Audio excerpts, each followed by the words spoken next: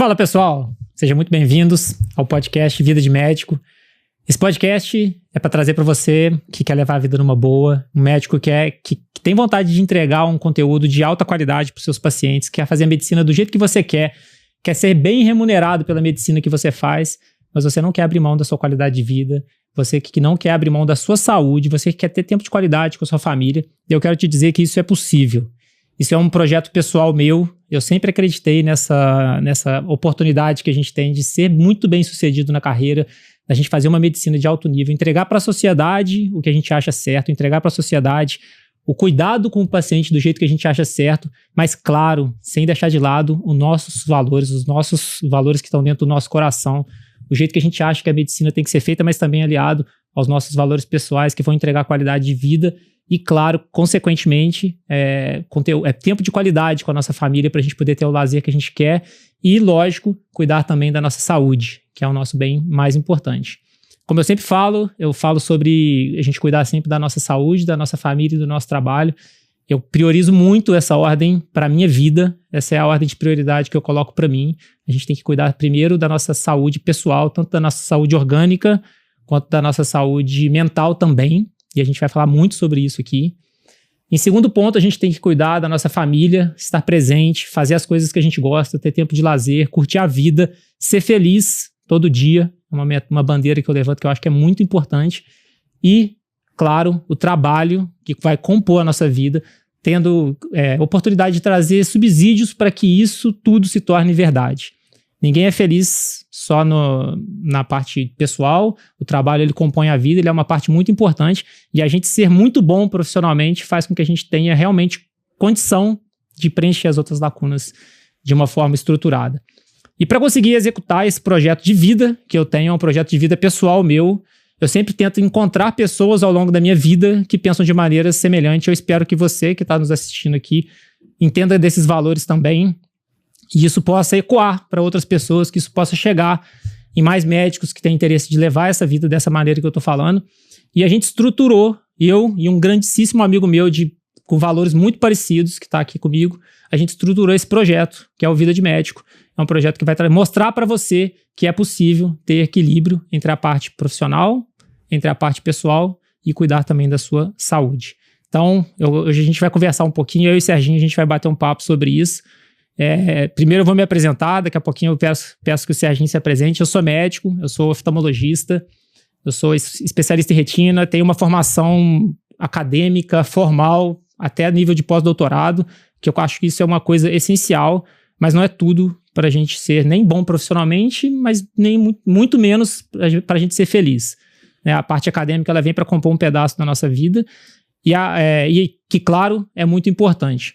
Mas então eu sou médico, oftalmologista, mas além disso, eu sou também pai de 2 crianças maravilhosas, eu sou marido, eu tento ser o máximo presente que eu posso dentro desse contexto, e é claro, eu tento me cuidar muito da minha saúde também, e dentro desse contexto de cuidar da saúde, uma coisa que eu gosto de fazer para a minha vida é fazer através do triatlo, fazer através da atividade física, é uma oportunidade que eu tenho, que eu vejo que eu consigo cuidar tanto da minha saúde física quanto da mental, tudo ali no mesmo momento, então isso daí é uma coisa que eu considero bastante importante. O Serginho é um amigão meu de longa data, a gente é amigo desde... 2 anos? 2, né? 2 anos de idade, tá? Não é há 2 anos atrás, é 2 anos de idade.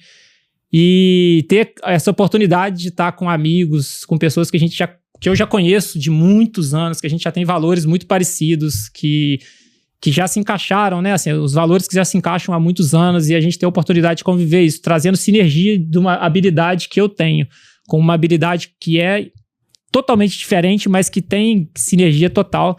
É um grande privilégio para mim ter você junto nesse projeto aqui, da gente estar fazendo isso juntos, né? É isso que eu quero dizer. Alegria enorme, obrigado pela introdução. Deixa eu me apresentar. Meu nome é Sérgio Coimbra, Serginho para os íntimos, Chapoca para alguns. Bom, eu sou profissional da área de marketing há mais de 20 anos. Tenho uma carreira já extensa, passei por empresas pequenas, médias, grandes, locais, regionais, nacionais, multinacionais.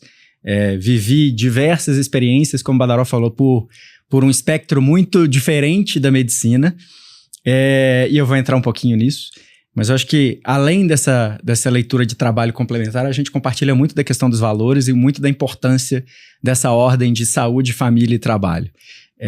E aí eu falo que o meu papel nesse projeto, com muita alegria, não só estar aqui para poder fazer esse contraponto pelo lado profissional, pelo lado da área de gestão, pelo lado da área de marketing, né, como uma disciplina que é cada vez mais relevante na área da medicina, mas especialmente porque eu vivo o outro lado da família da medicina, né? Minha esposa é médica, enfim, tenho já uma relação com ela há mais de 18 anos, então já vivi todas as belezas e as dores de estar ao lado de uma médica, desde os tempos de faculdade, os tempos de residência, os tempos de plantão, enfim, né? Todos esses desafios pela ótica de quem tá do lado. E eu acho que vai ser muito rico essa troca de experiência, esse papo, para a gente poder olhar também sobre como que eventualmente o médico que está assistindo isso daqui e está compartilhando com você essa leitura e essas dores pela ótica do médico, mas trazer o que talvez o lado da família sente, participa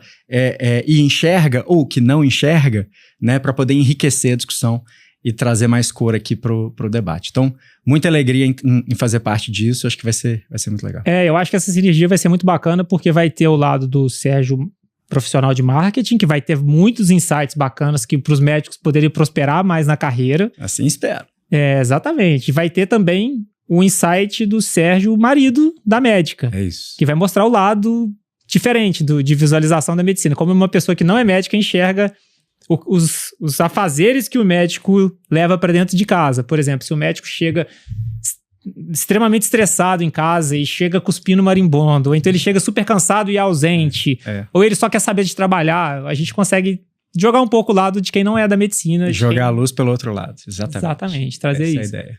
E aí a gente vai trazer hoje, em específico, a gente vai trazer aqui alguns insights de algumas condutas que eu vejo que a gente pode melhorar, algumas coisas de desmistificação de alguns erros que a gente vê que os médicos fazem e que a gente pode melhorar ao longo da nossa carreira profissional também. Perfeito. Então, uma coisa que eu acho que é bastante interessante em relação a isso. E aí eu quero trazer para vocês aqui, assim, em relação a 4 pilares que eu vejo que são bastante importantes, né, que a gente separou aqui. A gente vai falar sobre gestão de negócios, a gente vai falar sobre equilíbrio entre a vida pessoal e a vida profissional também. Uma outra coisa... mito, se não se existe, se não existe, ou como existe. Na verdade é como fazer, porque na verdade assim, equilíbrio é o que a gente quer que aconteça. Exatamente. Mas eventualmente as pessoas não são equilibradas. E até saber o que é o conceito de equilíbrio. Exatamente. Eu falo que as pessoas confundem muito o conceito de equilíbrio e de estabilidade. São coisas que se confundem. A gente vai entrar nesse assunto. E assim, na verdade, até essa simbologia que a gente colocou aqui não é à toa, né? A gente colocou essa simbologia de 3 círculos simbolizando, assim, saúde, família e trabalho, mas você pode colocar o círculo que você quiser em qualquer um desses 3 aí. Se para você que está nos assistindo, saúde for o mais importante, é o maior ou o menor, enfim. E claro que em alguns momentos o projeto pessoal vai ser o mais importante, vai ser o que mais vai tomar tempo, vai ser o que mais vai exigir uma dedicação maior para que a saúde e a família estejam também prosperando de maneira adequada.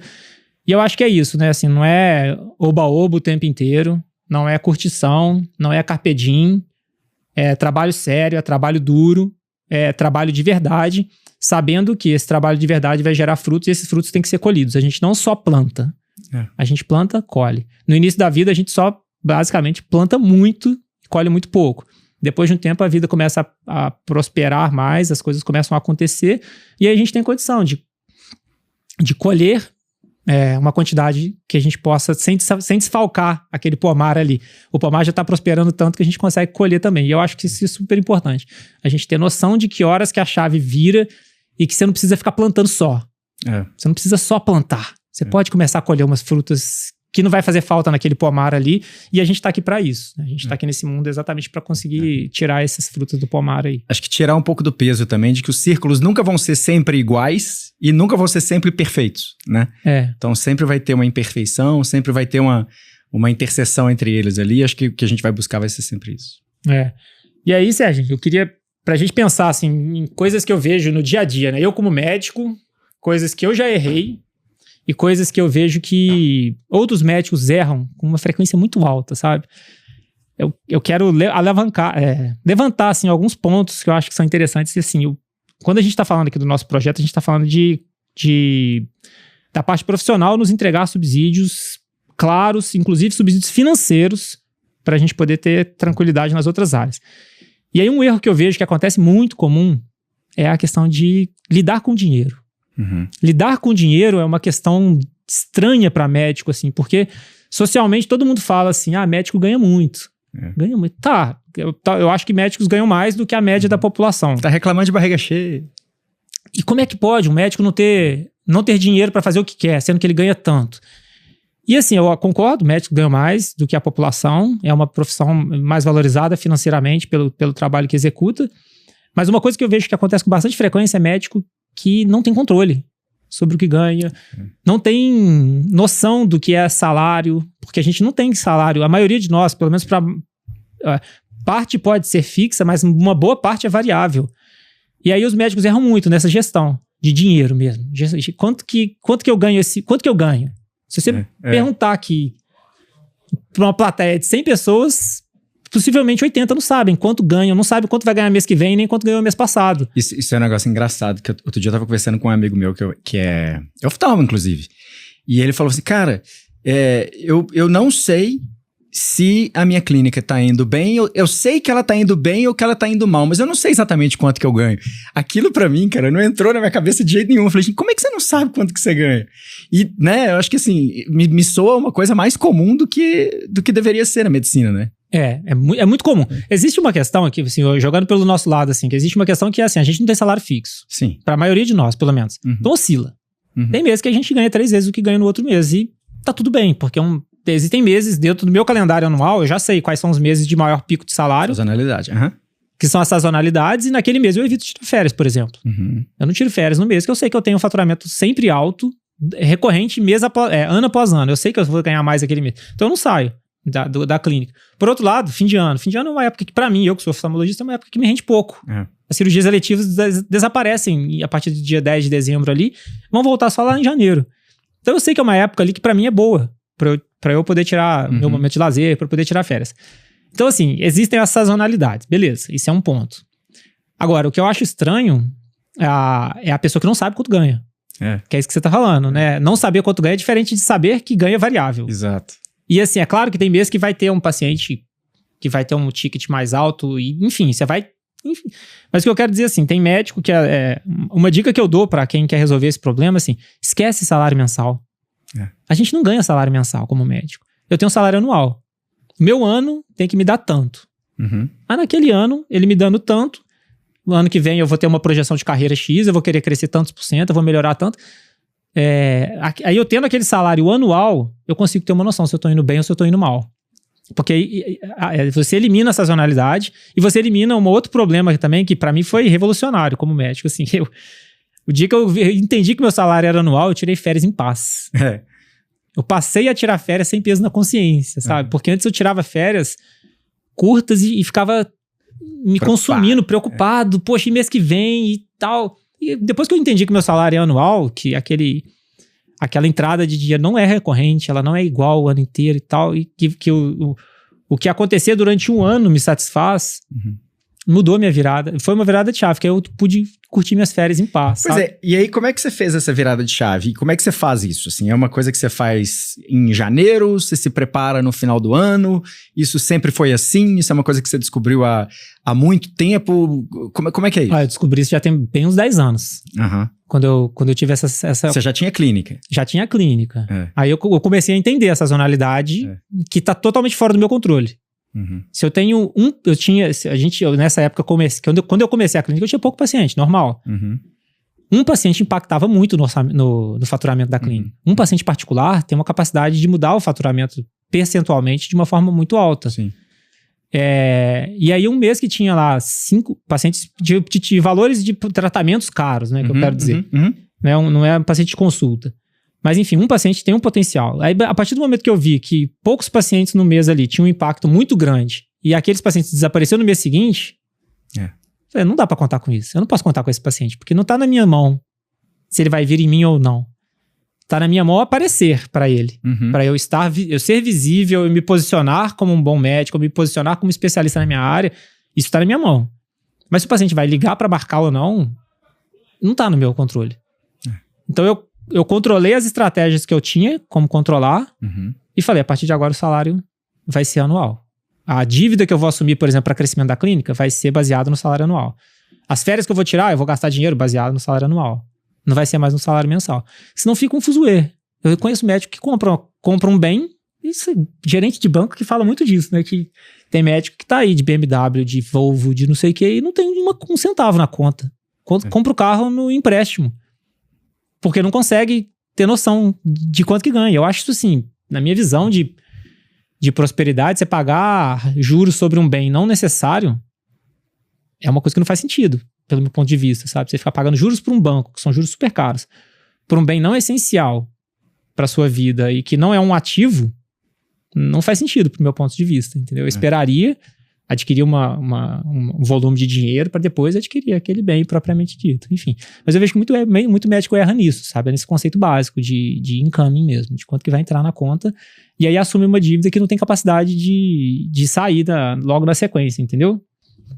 E aí outra coisa que eu acho que é legal a gente pensar é assim, pensar sobre revisão das metas, né? Então, por exemplo, esse ano eu ganhei 100% do salário, né? Eu ganhei 100, o meu salário X ali naquele ano. No ano seguinte, o 100 tá bom? Ou não? Dificilmente eu vejo o médico comentar sobre isso, sabe? Sobre o crescimento, e se entender como uma empresa e falar assim, no ano seguinte, o que a gente vai fazer? No ano seguinte, essa empresa vai crescer 5%, tá bom? Ou é 20%? Ou é 50% que tem que crescer? Essa reflexão do quanto que a pessoa espera do crescimento é muito pouco entendível na medicina.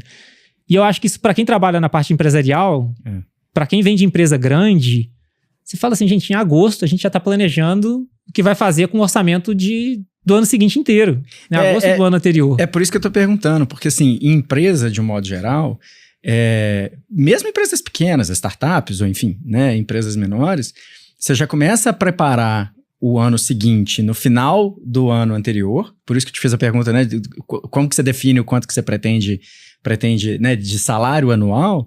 Isso também está muito ligado à sua estimativa de despesa, né? Então o quanto que você pretende ter de despesa ali ao longo daquele ano, qual é o seu plano de crescimento, né? Quanto que você pretende crescer para poder atingir aquele determinado resultado. Então, o normal é você fazer esse tipo de equação, né? E não necessariamente encarar, eventualmente, a clínica como não, eu tô aqui, esse aqui é meu salário, esse aqui é quanto eu vou ganhar, e se eu ganhei isso esse ano, o ano que vem eu vou ganhar a mesma coisa, ou enfim, eu vou flutuar por aqui e é isso aqui, tá bom, né? Existe um conceito que eu gosto muito, e que a gente fala bastante, que assim, em negócios, de um modo geral, se você tá parado, é como se você estivesse em cima de uma esteira. Né? Você não tá parado, você tá andando para trás, né? Se você estiver andando devagar, você tá parado. Então, assim, você tem que ter no mínimo uma taxa de crescimento anual que vai te compensar ali qualquer tipo de reajuste de índice de inflação, alguma coisa assim, se você não quiser crescer, né? Agora, não querer crescer também é uma loucura, a partir do momento que você começa a olhar para o mercado que é cada vez mais competitivo, que tem cada vez mais players chegando, tem aumento de oferta, enfim. Você começa a entrar num ciclo. E, ao mesmo tempo, convivendo com amigos e com minha esposa médica, eu vejo muitas vezes que a leitura do médico beleza, então eu vou precisar crescer 10%, eu vou precisar crescer 15% ou 20%, o que eu preciso fazer? Eu preciso trabalhar mais. Né? E aí ele acaba caindo no erro e esquecendo que o número de horas vai ser finita, né? Então, como que você fez ou como que você faz para poder fugir desse tipo de armadilha? Sérgio, tem vários jeitos, né? Não só o jeito que eu fiz, mas tem vários jeitos. O que eu fiz pra mim? Eu fiz uma estratégia de posicionamento de marca pessoal. Eu sou oftalmologia, eu fiz medicina, depois eu fiz oftalmologia, depois eu fiz retina e fiz mácula. Eu sou, assim, bem nichado, na minha especialidade. O que na medicina, de certa forma, também é comum, né? É muito comum. Então, muito médico tem condição de usar exatamente essa estratégia que eu tô falando agora. Eu fui me posicionar para que a população me conhecesse dessa forma. Entendeu? E aí a gente vai entrar, né? A gente, ao longo desses bate-papos que a gente for tendo aqui, a gente vai falar sobre como se posicionar para que você seja visto com a fama que você quer ter. Aí, esse é um tipo de erro que eu vejo e que eu acho que é comum também no mercado corporativo, de certa forma. Porque muitas vezes a pessoa entra num determinado emprego ou assume uma determinada função e, como ela não tem ainda muita clareza de para que lado ela vai ou para onde ela quer ir, ela entra naquela roda viva e começa a simplesmente ficar por ali e a empresa determina para que lado essa pessoa vai, né? Então ela deixa o mercado definir a posição que ela vai tomar e para onde ela vai agir, né? E muitas vezes ela não nota, porque isso é uma coisa meio... É no dia a dia, né? É igual criança, é igual filho, né? Você não vê crescer porque você tá ali todo dia. Então, assim, nesse tipo de coisa, eu acho que se aplica muito ao mercado corporativo, porque a pessoa se vê meio inerte ali e fica, de fato, meio que à deriva, né? E não assume esse protagonismo de, beleza, é pra lá que eu quero ir, é pra cá que eu quero ser visto. Com o agravante, no caso do médico, na minha leitura, é que você é a sua marca, né? Se eu sou um profissional de marketing, finanças, contabilidade, seja lá o que for, e tô trabalhando numa empresa, e por algum motivo eu não tô na direção que eu quero, é mais simples, entre aspas, eu pedir demissão e me realocar ou procurar uma oportunidade numa outra empresa naquela mesma função. Pro médico isso é mais difícil, né?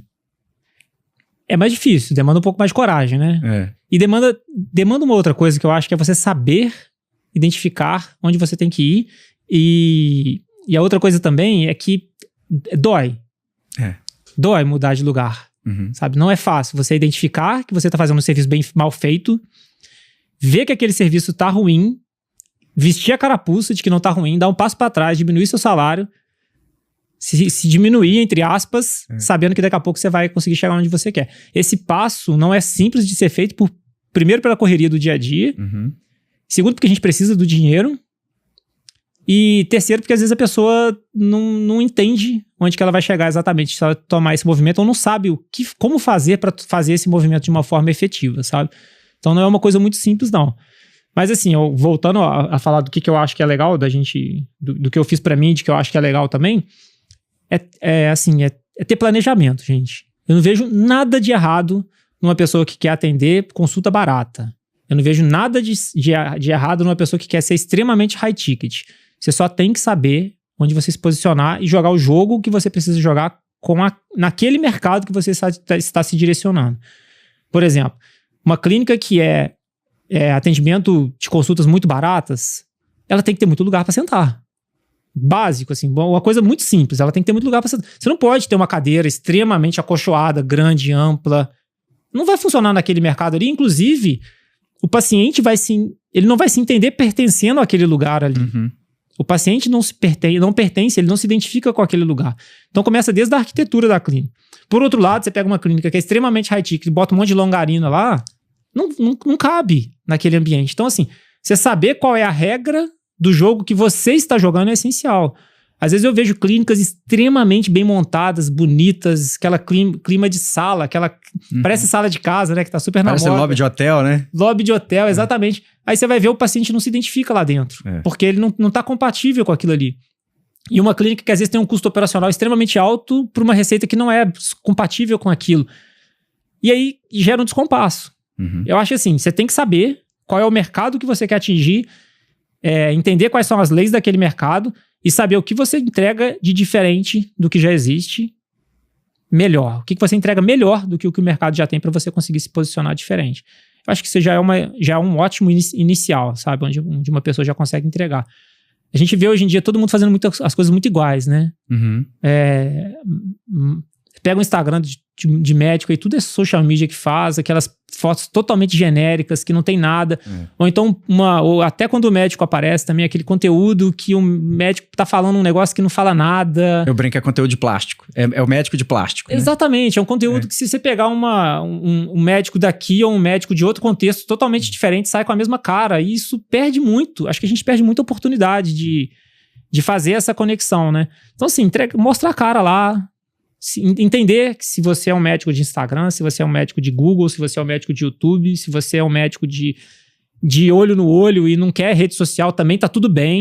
Esse é um ponto importantíssimo. A gente vai falar bastante sobre esse assunto depois, né? Mas em outras oportunidades vamos falar aqui também. Mas eu vejo muito os extremos. Eu acho que a gente vive um momento de extremos. Então, isso para tudo.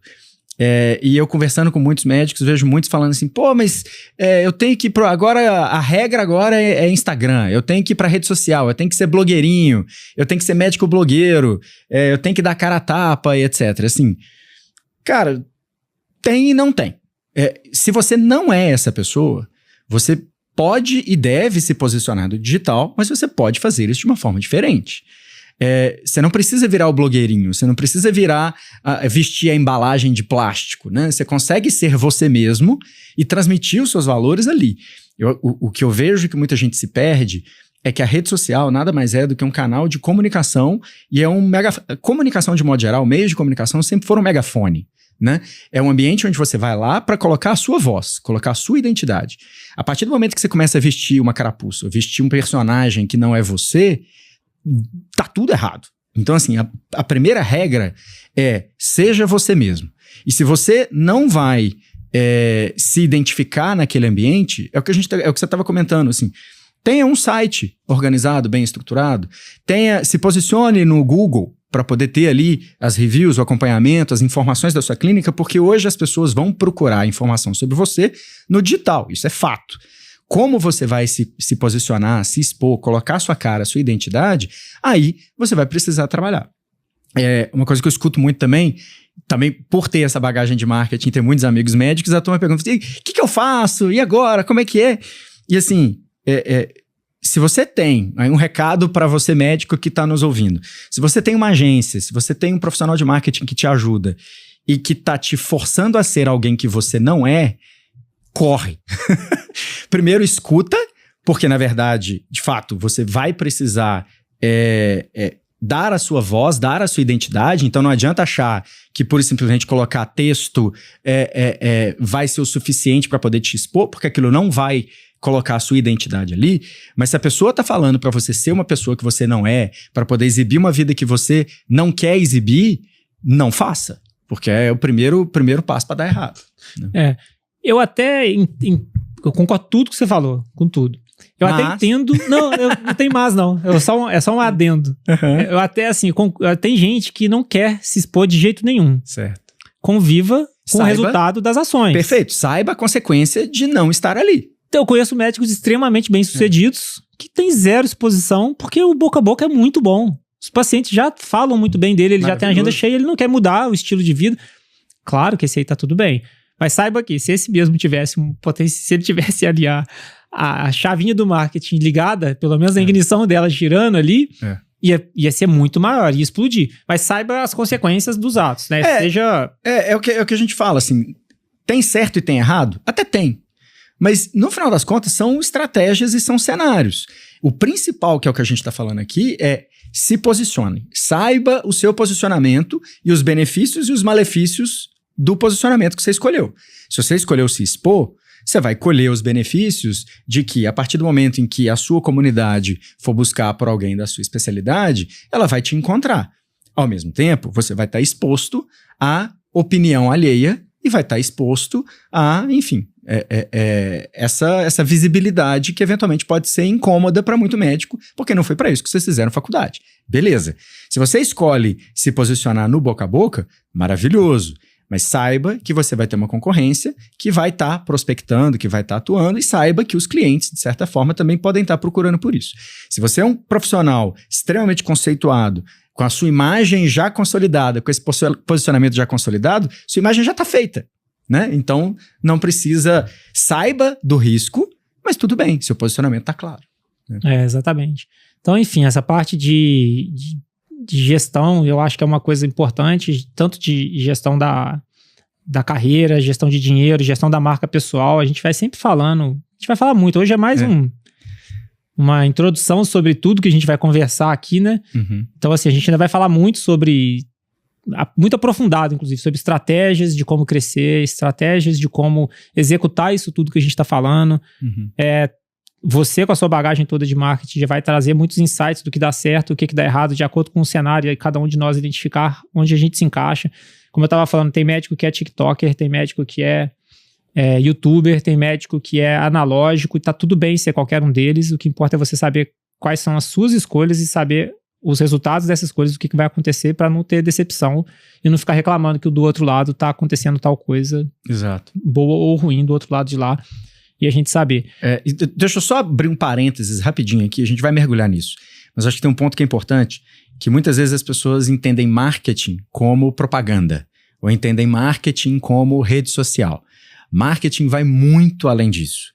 Então, é um pouco do que você está falando. O posicionamento da sua clínica reflete a parte de marketing, a sua precificação reflete marketing, onde o seu consultório está na cidade reflete e é um dos pilares de marketing. Então, a gente vai trabalhar muito esses aspectos também, para a gente também não cair nessa preocupação de falar, não, o que a gente está falando aqui é de imagem, de branding. A gente está pincelando ainda tudo que marketing pode trazer e pode gerar de benefício. Hoje em dia a gente ainda fala um pouco mais sobre branding no mundo, né? Sim. Antigamente não falava disso, assim. O dia que a chave girou pra mim, nossa, gente, é tão óbvio, né? É tão óbvio que todo mundo usa isso, que todo lugar que a gente vai, as empresas usam branding já há tanto tempo. Enfim, que a gente tem que aprender mesmo sobre como fazer isso para nossa imagem.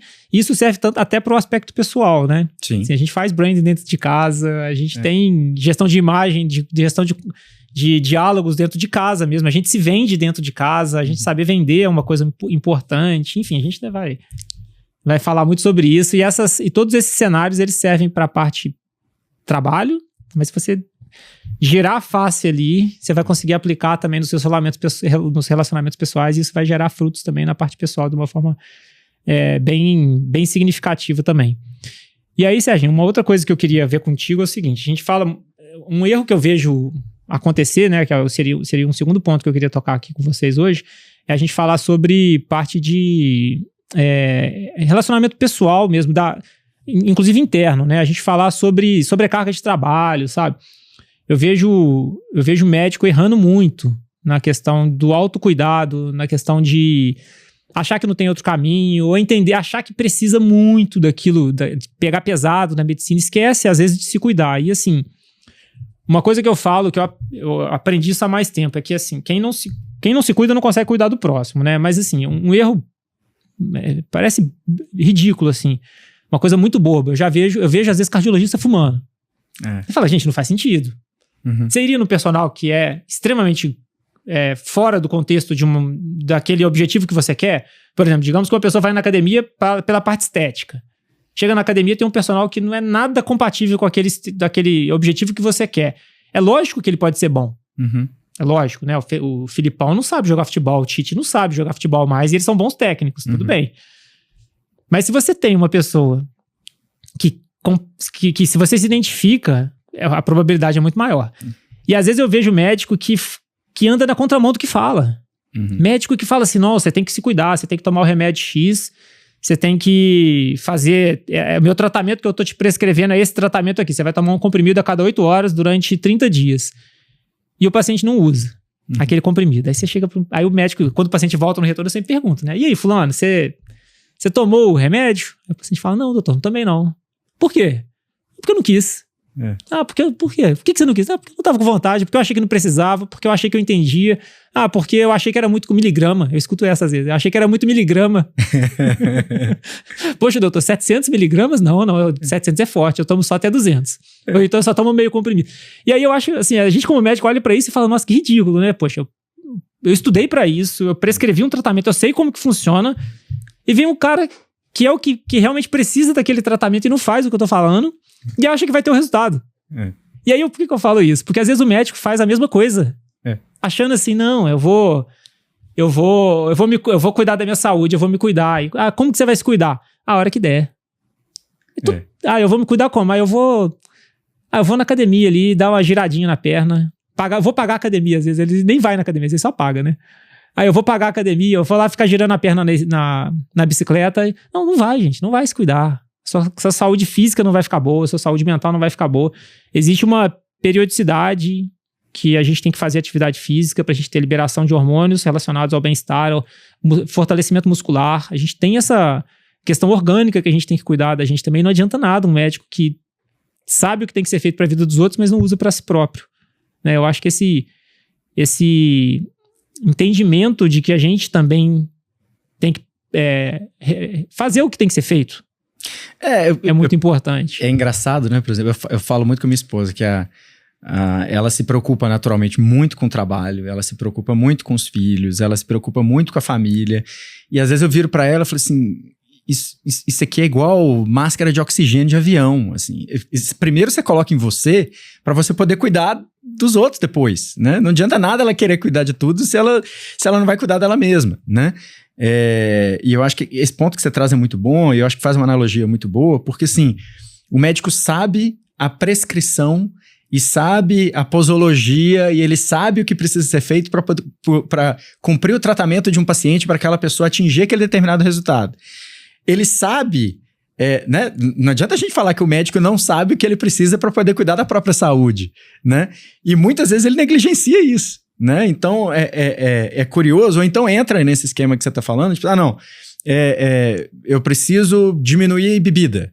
Eu bebo muito, eu bebo no final de semana, ou eu tô comendo muita carne, minha alimentação não tá correta, né? Até para poder sair eventualmente da questão, não quero fazer atividade física, né? De alto rendimento. Tá tudo bem, tá ok. Mas cuide da saúde, né? Assim, saiba pelo menos o mínimo que você precisa fazer ali, porque essa conta chega, né? E olha que o marqueteiro que tá falando. Isso é óbvio pra gente. Não tem nenhum médico que não sabe disso. A conta chega. A gente sabe que uma pessoa não fica com diabetes no dia que o exame virou. Ali, que passou o ponto de corte. A gente sabe que ela começou essa diabetes com resistência à insulina lá atrás, quando ela começou a comer batata frita na infância. E aquela falta de atividade física foi gerando, e os hábitos alimentares. Eu tô excluindo as causas. Perfeito. Excluindo as causas sem controle, que não é o caso aqui, né? Mas enfim. Não vamos criar polêmica sem necessidade. Mas enfim, a gente tem um controle de evitar doenças. A gente sabe quais são essas doenças, e eu vejo um monte de médico que simplesmente larga. E aí... Depois cuida. Bom, eu quero te ouvir com uma dica sobre isso, mas aí nesse ponto acho que você vai ser enviesado, porque você é um cara que se cuida desde novo, né? Desde pequeno, você sempre foi atento a isso, e posso até cometer uma injustiça, mas assim, para quem gosta de atividade física, é mais fácil falar que tem que fazer atividade física. Para quem gosta de comer saudável, é mais fácil falar que tem que comer saudável. Mas né, muitas vezes a pessoa tá ali, ela sabe o que tem que fazer, mas fala, pô, depois eu faço, deixa pra depois, eu mereço, né? Chega no final do dia e fala, putz, o que eu vou comer? Eu vou comer salada? Não, vou comer um hamburgão. Por quê? Porque eu mereço, o dia foi pesado. Cara, dia de médico é sempre pesado, né? E aí eu lembro de uma amiga minha que usou uma certa estratégia, que pode ser pra você médico, ou se você é familiar de médico que tá assistindo também, por que não? Ela virou pro marido dela que não se cuidava da forma como deveria, e que era muito preocupado com a família, com ela e etc. E ela virou e falou assim, olha, você é egoísta. E ele falou, egoísta? Como assim egoísta? Eu me entrego pra todo mundo. Eu falei, você é egoísta porque você não tá se cuidando. Daqui a pouco você bate as botas aí e vai sobrar pra quem? Vai sobrar pra mim, vai sobrar pros meninos, vai sobrar pra não sei quem. Então assim, se você por algum motivo tem dificuldade de virar essa chave, tenta encontrar um motivo nos outros, sabe? Eu tenho 2 filhos, né? E muitas das minhas mudanças em termos de saúde, de alimentação e etc. veio muito com a chegada dos meus filhos. Porque eu bati o olho, e é a história, né? De jogar o jogo do... Quando você é adolescente, ou quando você ainda tá no início de carreira e tudo, você tá jogando o jogo do curto prazo, muitas vezes, né? Você não tá muito preocupado. Ou do invencível, né? Ou do invencível. Tipo, isso é um problema lá pra frente. A hora que você tem filho, você começa a constituir família, você começa a se preocupar com o jogo do médio e longo prazo. Você fala, caramba, esse serzinho aqui depende de mim, cara, né? Eu preciso estar bem lá na frente. E essa história, essa brincadeira da história do egoísmo me pegou. Você falou um negócio que eu achei bem interessante, sabe? Uma vez eu tava conversando com um amigo meu, e ele é médico também, um amigão meu, que eu tenho bastante intimidade. Aí eu cheguei pra ele e falei assim, ô fulano, você come muito bacon. E ele realmente comia muito. Bacon. E aí eu falei com ele, não dá pra culpar ele. Você tem que parar de comer tanto bacon. Aí ele falou exatamente isso que você comentou agora. Ele falou assim pra mim, Badaró, é fácil pra você falar pra parar de comer bacon porque você não gosta de bacon. E se eu te mandasse parar de comer maçã? Pro resto da vida, você ia gostar? Tudo bem. Eu entendi muito claro o ponto de vista dele, que é exatamente isso que você falou. É fácil você parar de fazer coisas que você não gosta. Beleza. Mas uma questão as coisas que você gosta não é pra parar. É pra você botar limite. Se você sabe que elas fazem mal, a gente botar limite. Então assim, se a pessoa sabe que o bacon faz mal, Não pode ser uma quantidade muito grande, nem com uma frequência muito grande. A gente tem que limitar essa quantidade. Não é nunca, mas não é sempre. Então, assim, é fácil pra mim fazer atividade física. Eu gosto de atividade física. Então, pra mim, eu tenho que me policiar. Se eu pudesse, eu faria muito mais do que eu já faço hoje, se eu tivesse tempo e tal. Então, pra mim, é muito fácil isso. Tá, mas atividade física não é uma opção pra quem não gosta.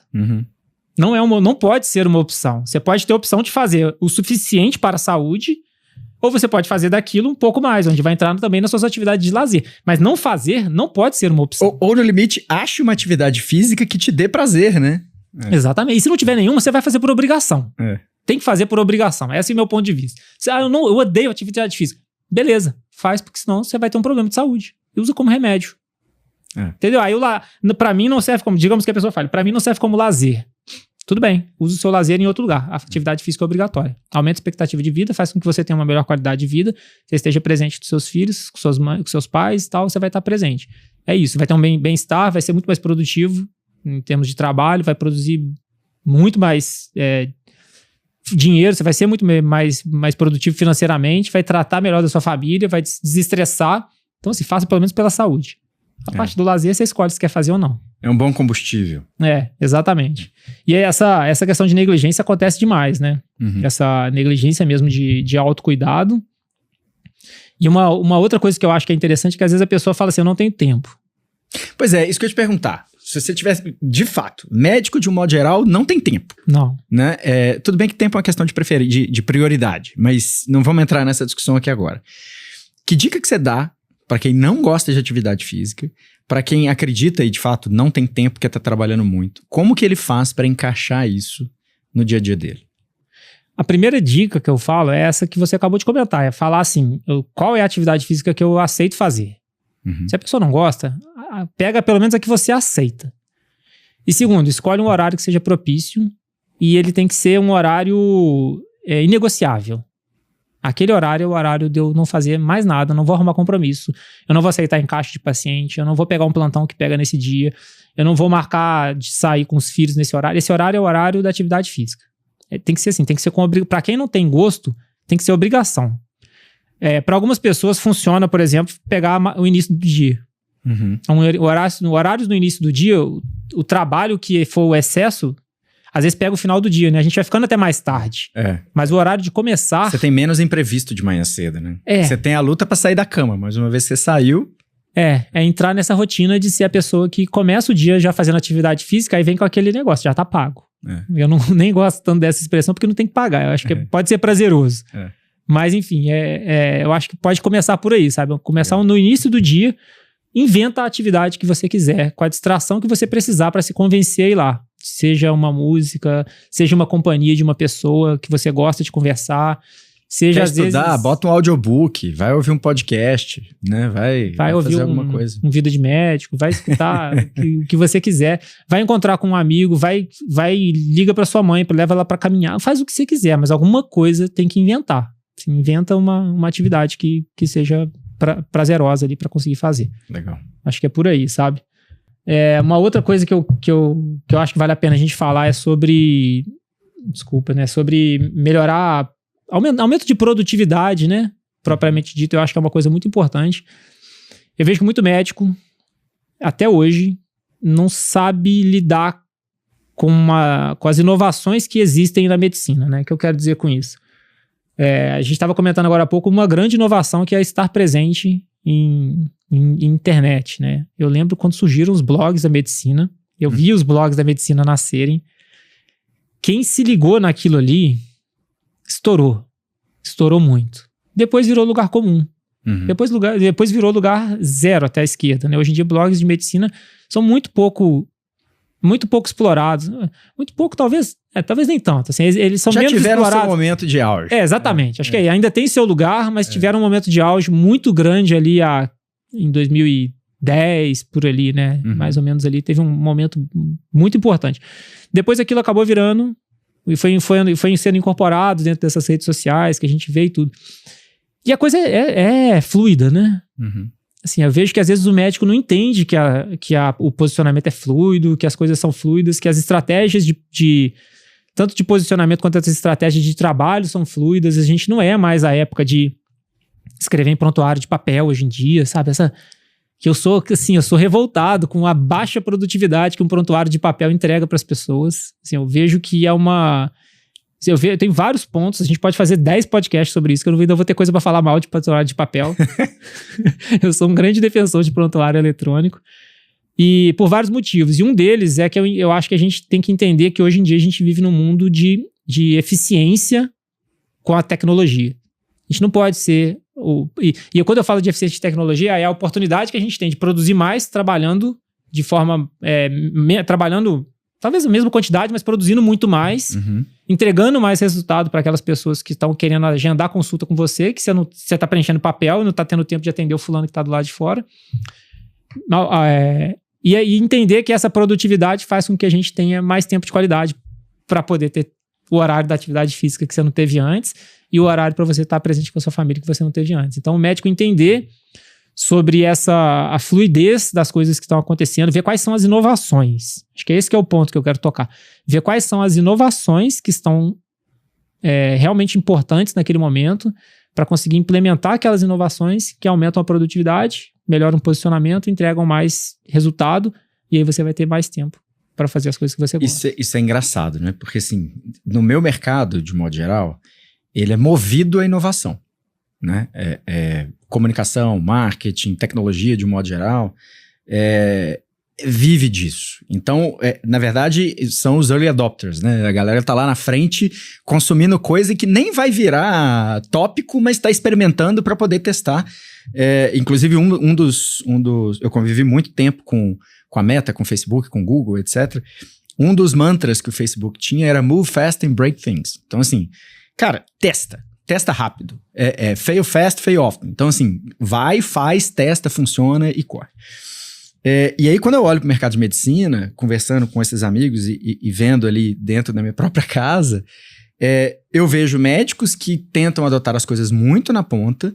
Ao mesmo tempo, eu vejo uma grande massa que está muito acomodada da forma como as coisas eram antes. Qual que é a maior preocupação que eu vejo com relação a isso? A evolução da tecnologia ela é em progressão geométrica. A gente estava falando disso agora há pouco.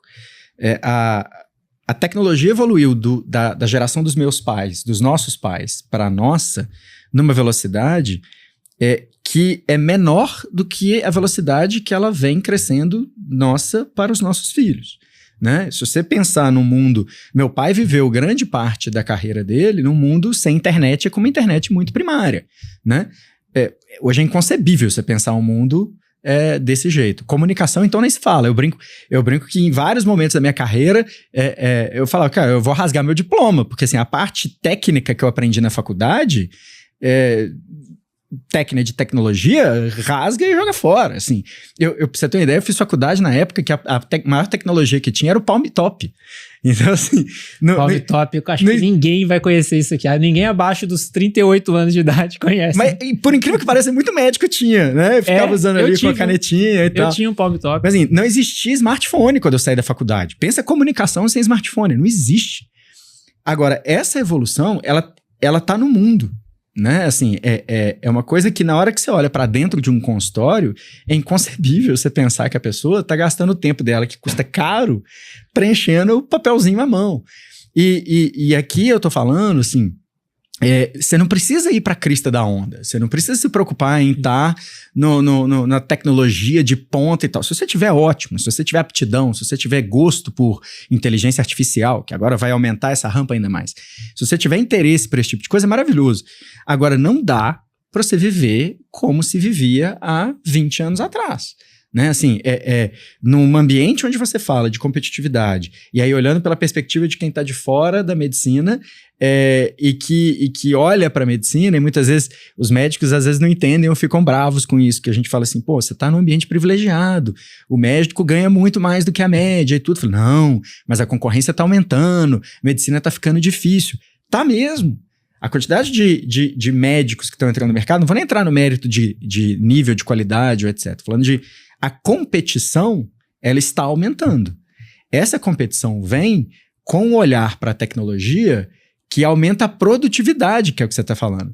Você vai entrar numa competição onde um vai correr descalço e o outro vai correr com tênis de ponta com placa de carbono, né? Então, assim, ele pode até ser um corredor pior, mas ele vai chegar na frente, sabe? Exatamente. Eu acho que, assim, existem muitos médicos que têm a resistência à implantação de novas tecnologias. E, assim, eu concordo exatamente com o que você falou, né? A gente não tem que ser o que puxa. A gente não tem que ser o primeiro da fila lá. Existe uma senoide sobre essa questão de comportamento. Tem gente que é extremamente tecnológico, tem gente que é o arcaico aqui, que não muda por nada. Puro. Não tem problema você ser o dos 50%. Mas na hora que a fila andou, você tem que andar junto. Pô, no mundo de hoje, a gente tá falando de prontuário eletrônico, assim, porque pra mim é o básico do básico. É onde começa o nível da conversa, sabe? Assim, mas tem tanta coisa. Essa semana eu fiz um prontuário, eu fiz um relatório para um paciente meu, antigo, paciente meu há 10 anos. Ele me pediu um relatório sobre tudo que aconteceu no olho dele já. Pô, eu lembro de cabeça, eu sei a história inteira, mas pra você escrever isso num papel... Tudo de novo, né? Pra você escrever isso de uma forma concisa num papel, dá um trabalho. Com parte, não só a parte pessoal, mas a parte técnica. Em 2014 ele estava desse jeito, com os exames assim, assado, a espessura da retina dele estava desse jeito e tal. É difícil você escrever isso. Eu peguei uma inteligência artificial, fiz o download do prontuário dele, peguei uma inteligência artificial, falei, por favor, resuma o prontuário desse paciente com esse critério. Saiu um relatório, eu ajustei o que eu precisava ajustar, porque veio com alguma coisinha que eu precisava ajustar.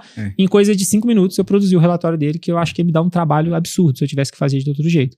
Então você vê quanto me deu de dinheiro esse atendimento, né? Quanto que isso me rendeu à medida que eu não precisei gastar minha hora de trabalho fazendo aquilo, quanto que aquilo ali não pagou pela minha mão de obra, né? E tempo de dinheiro, ou às vezes até mais caro, o tempo com sua família, porque muitas vezes o cara que vai parar pra poder fazer isso vai falar assim, não, acabei todos os atendimentos do dia, agora eu vou parar pra poder fazer o resumo do prontuário do fulaninho. E aí você vai chegar tarde pra jantar, você vai chegar, os meninos já dormiram, você vai tomar pito da esposa do marido, né? Então assim, tem o valor monetário e tem o valor do tempo, cara. Acho que assim, a frase é clichê, né? Mas assim, acho que mais do que nunca, tempo é dinheiro, né? Tempo é valor, no final das contas. Exatamente. Eu tenho uma coisa sobre isso que pega bastante pra mim, sabe? Por exemplo, tem coisa que pra mim é negociável nos relacionamentos familiares, assim, e tem coisa que é inegociável. Tem atividades que eu gosto muito de fazer com a minha família. E essas aí, assim, eu não abro mão. E uma delas é chegar em casa e dar banho nos meus filhos e colocar pra dormir. Essa pra mim é uma atividade que é absolutamente negociável pra mim. O que é negociável, por exemplo, pra mim é almoçar com eles. Eu não me importo de abrir mão do almoço, mas eu me importo de abrir mão de dar o banho e de colocar pra dormir. E se eu ficar preso no final do dia pra fazer um relatório que vai me tomar tanto tempo, ao ponto de não me deixar estar lá presente no momento que pra mim é muito importante, vai me consumir. Vai me consumir. Custa caro. Custa muito caro. Eu ficar preso no consultório pra fazer uma coisa que eu não queria ter feito, sabendo que tem ferramentas que poderiam me ajudar, e eu não fiz aquilo, e por isso eu perdi o horário, que muitas vezes é o horário que a gente pode estar com os filhos, né? Assim, né? A gente não tem opção de... Enfim, pra mim isso é um momento bem pesado, assim, quando eu atraso por causa de um relatório, por causa de um laudo, por causa de uma coisa que estragou na clínica, que acontece, às vezes as coisas fogem do controle e tal, mas quando aquilo acontece e eu fico chateado, eu reflito, eu paro pra pensar se aquilo começar a ficar frequente, eu tenho que frear de outro jeito, eu tenho que aumentar minha produtividade, eu vou ter que me modificar, eu tenho que fazer alguma coisa pra que as coisas que são inegociáveis pra mim não parem de acontecer. Qual que é a prioridade, né? Porque a minha filha hoje ela tá com 3 anos, ela só vai ter 3 anos durante 1 ano. Daqui a 1 ano ela não tem mais 3, ela tem 4 e por aí vai. Então o tempo de hoje eu entendo que ele nunca mais vai voltar, sabe? É engraçado, cara, porque outro dia eu vi uma foto e um texto que me pegou, assim, né? Eu tenho uma filha de 8 meses, né? E era uma foto de um pé, de um bebê, assim, e a legenda falava, esse é o único ano em que esses pés não vão tocar o chão. E é engraçado, porque assim, eu parar e olhar pra minha filha e perceber que ela só vai estar daquele jeitinho ali esse ano, especialmente nessa primeira infância, né, que as coisas mudam muito rápido, cara, aquilo me pegou de um jeito que eu falei assim, caramba, eu tenho que aproveitar isso, sabe?